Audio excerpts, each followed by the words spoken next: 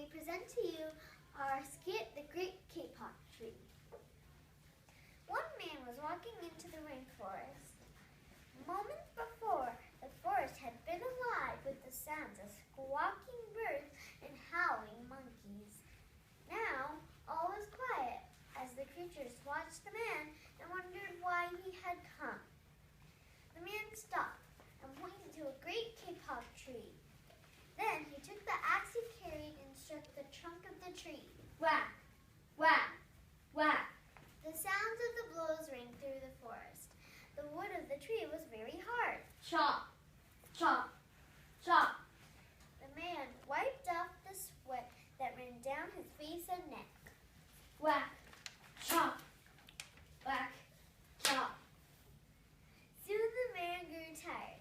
He sat down to rest at the foot of the great kapok tree. Before he knew it, the heat and hum of the forest had lulled him to sleep. A boa constrictor lived in the kapok tree. He slithered down its trunk to where the man was sleeping. He looked at the gash the axe had made in the tree. Then the huge snakes lived very close to the man and hissed in his ear. Senor, this tree is filled with miracles. It is my home. Generations of my ancestors have lived. Do not chop it down. A butterfly flew near the sleeping man's ear.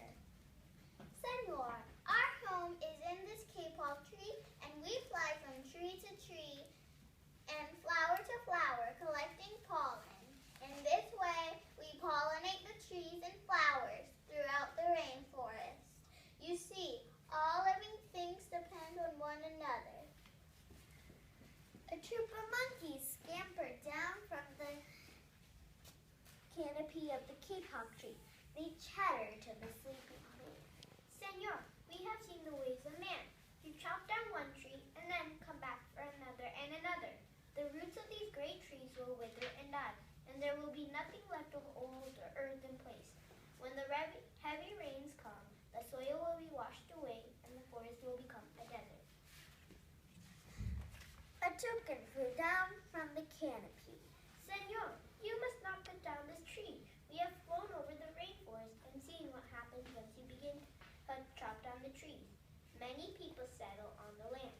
They set fire to clear the underbrush, and soon the forest disappears. Where once there was life and beauty, only black and smoldering ruins remain. A jaguar had been sleeping along a branch in the middle of the tree.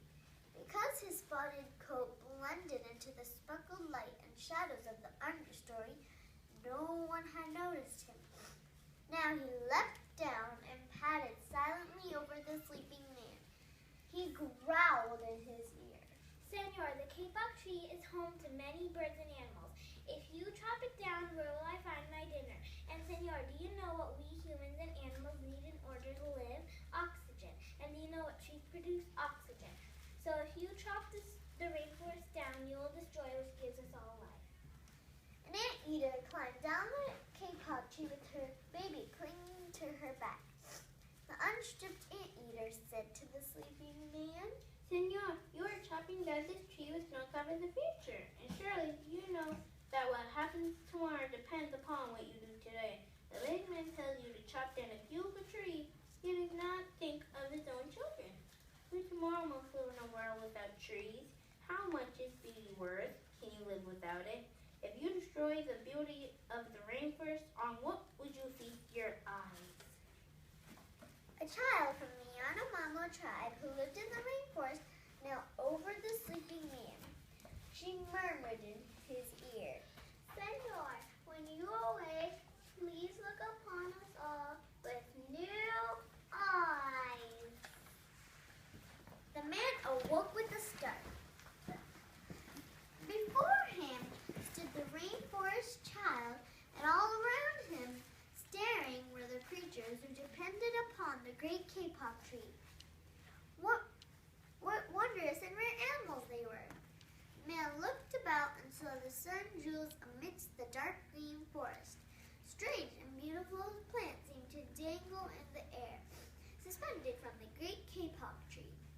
The man smelled the fragrant perfume of the their flowers. He felt the steamy mist rising from the forest floor.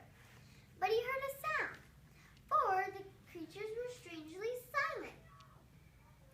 The man stood and picked up his axe. He swung back his arm as though to strike the tree. Suddenly, he stopped.